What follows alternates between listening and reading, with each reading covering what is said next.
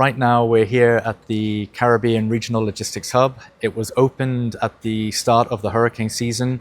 At that time, we didn't have many stocks in the warehouse. Right now, what you can see behind me is pretty much a fully stocked warehouse. We've got the supplies off the racks. We're in the process of getting them packed and sent to Jamaica to help people in need. Last night we loaded our first vessel, which was kindly provided by the European Union and the French. That left Bridgetown Port last night. It was fully loaded with emergency relief items such as tarpaulins, hygiene kits, household kits, tarps, as well as kitchen sets and education kits as well. We have been working with UNICEF, IOM, PAHO, the Government of Barbados, the Department of Emergency Management. We've been working throughout the night, working round the clock for over a week now in preparation for this moment. The hub has been an amazing asset to have. We didn't have this in operation fully last year, and we're really able to see the benefits of having these relief items in the Caribbean, being able to spring into action whenever we need to.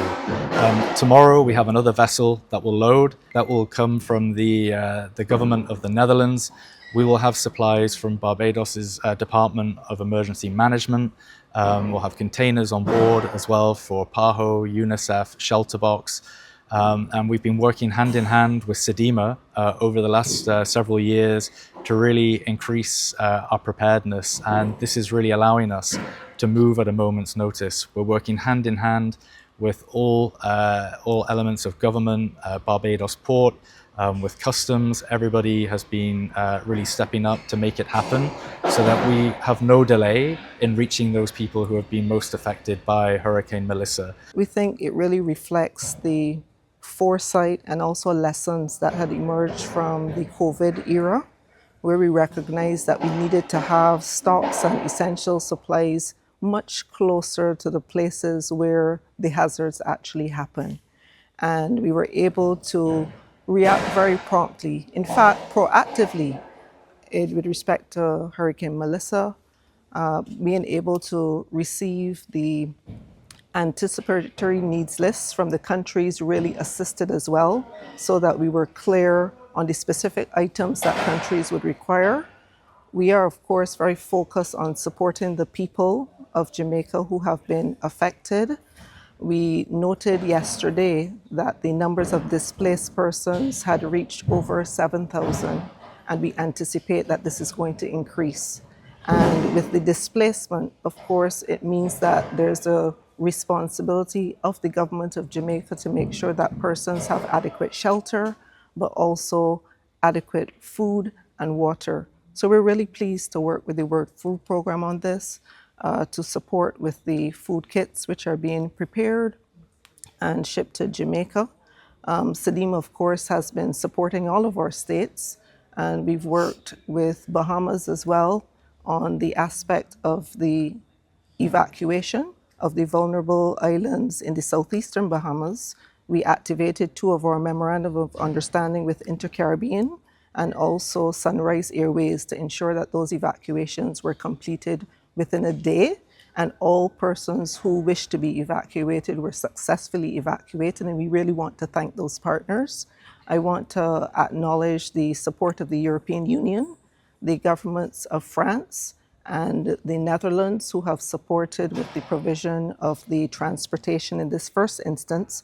And we're going to be working with many other partners to ensure that all of this support from the people of the Caribbean is able to reach Jamaica in a timely manner. On Tuesday afternoon, I left Barbados, and at the time that I left, Hurricane Melissa was beginning to bear down on Jamaica. I returned this afternoon from Paris, where we were talking and celebrating the 10 years since the Paris Agreement on the climate crisis. Regrettably, there could be no more relevant backdrop, unfortunately, to the importance of why it is for us to fight for the Caribbean Sea not warming to the extent to which it has been warming, than what Melissa was able, regrettably, to do to Jamaica, to Eastern Cuba, to Haiti. I'm now being told minimal damage in Bahamas, and we await to see where else it goes. I give this context because we came immediately straight here on landing to the World Food Hub program center here at Grantley Adams Airport, which we opened at the beginning of the hurricane season, as you heard. This has made a major difference to us being able to get supplies to Caribbean countries in a shorter period of time than if we were simply relying on outside of the region or from Panama, both in terms of maritime and air.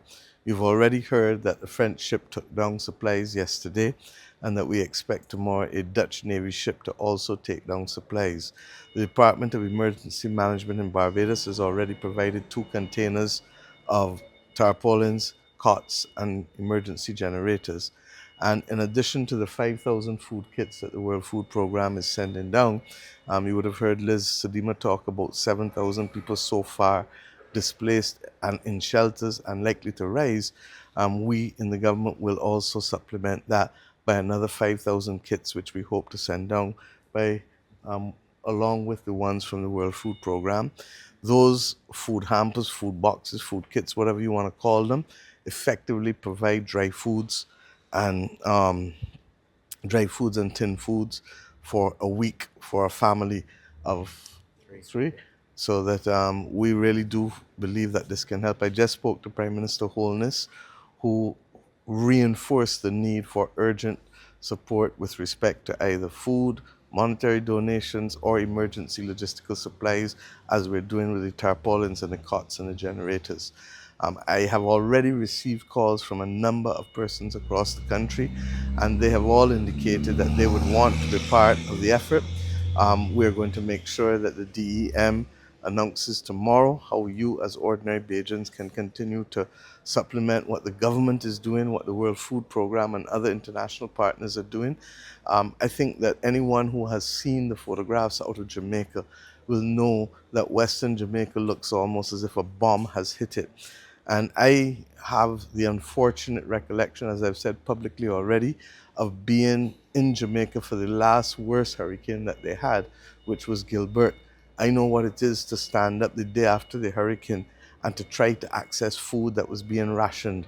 And we walked away after 2.5 hours with 8 batteries, 6 candles, and 2 packs of sweet biscuits for the family that I was staying with.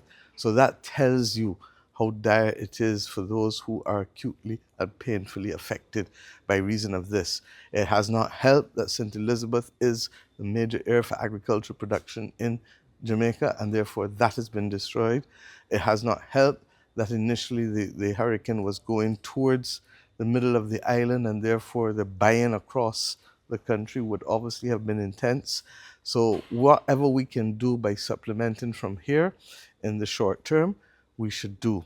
The list of items will be provided, because as much as people are interested in giving any and everything, it makes sense for us to focus on those things that will really have a lasting benefit to help as many people as possible. And some of these things will equally have to be sanitary items in addition to the food, because a man and a woman don't feel like a man and a woman if they can't brush their teeth, if they can't use the bathrooms properly, if they can't have soap and those different types of things. So look, I keep saying there, but for the grace of God goes I. And I really want to thank our regional and international partners. I'm also very grateful for the stance taken by the Minister from Bahamas, who is also chair of the Council of Sedima, who has said, look, even though they have been hit in the bottom, everybody realizes that the scale of the damage, firstly in Jamaica, seems to be in eastern Cuba, but we're waiting further details. And of course, we've heard of some of the horror stories in Haiti already, with the river banks bursting and over 25 people dying there. In those cases in Haiti, we're advised by the World Food Programme, monetary donations are better, because they will seek then to be able to supply within the country itself. And within the situation with Cuba, we will certainly step up to the plate, but we're hoping to get more information before we can give more accurate details as to what is needed there, in a way that I'm able to give with Jamaica, having spoken to Prime Minister Holness just a few minutes ago.